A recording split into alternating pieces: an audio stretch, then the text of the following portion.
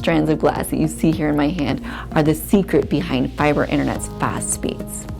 It's with this technology that we're able to send multiple signals simultaneously using light, making it the world's fastest internet service, even faster than DSL or traditional cable internet. It's pretty cool technology if you think about it. So today, because we hear a lot about splicing this tiny fiber, I've met up with Tolman, who's one of our technicians, and he's going to give us a little demonstration on what it means to splice these tiny glass strands. Over the next few weeks, fiber technicians, including Tolman, will splice and prepare hundreds of fiber optic lines for residents to connect to the Idaho Falls fiber network. This rack of ports, when finished, can connect over 3,400 residents. But before any splicing can happen, there's plenty of prep work that needs to happen first.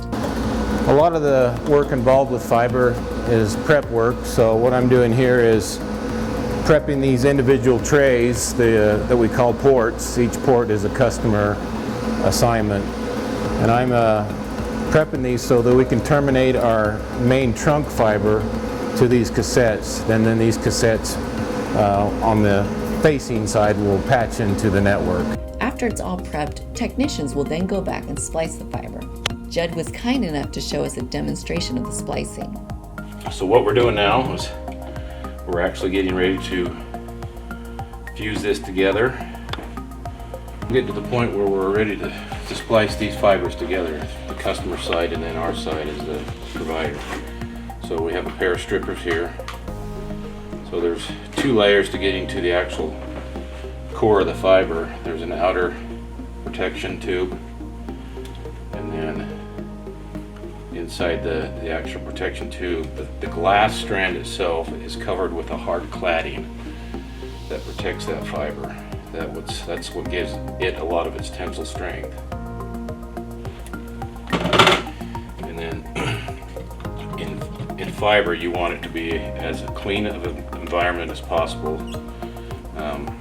To ensure this, we wipe all our strands of glass that we're going to fuse together, all our fibers, with alcohol prep wipes. This little machine I'm putting it into right now is a cleaver. In other words, a cutter. What it does is it cleaves or cuts the fiber precisely and perfect for our splice. A little speck of dirt, any residual from cleaning it with the orange oil that we use could cause problems with your splice, and then you'll have to reburn that particular splice.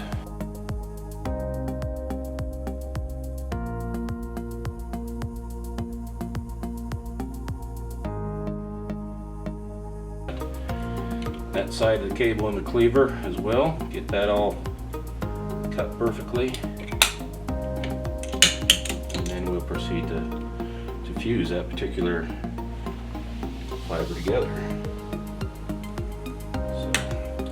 So what we do at this point is we close the lid on the fusion splicer.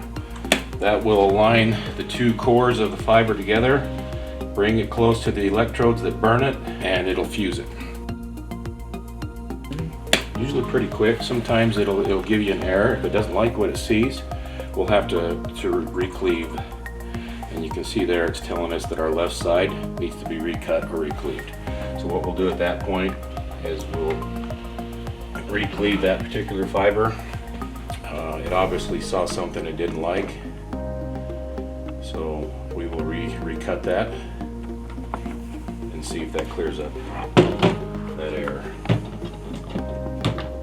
To fix the error, Judd makes a new cut on the fiber and tries again. Bring the two fibers together, aligning the cores, bringing it together, the two tips. Now it's fusing it. So at this point, those two fibers are fused together, and that is complete. So what we'll do now, we will pull that splice out of that portion of the machine, and we will shrink tube that protective sleeve around that splice.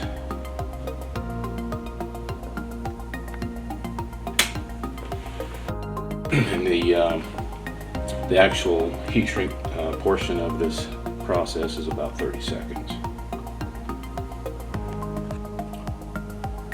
So there's one down, 3 more to go. Given that it takes about 2 minutes to splice each strand of fiber, it will take approximately 3 weeks to splice over 3,000 strands.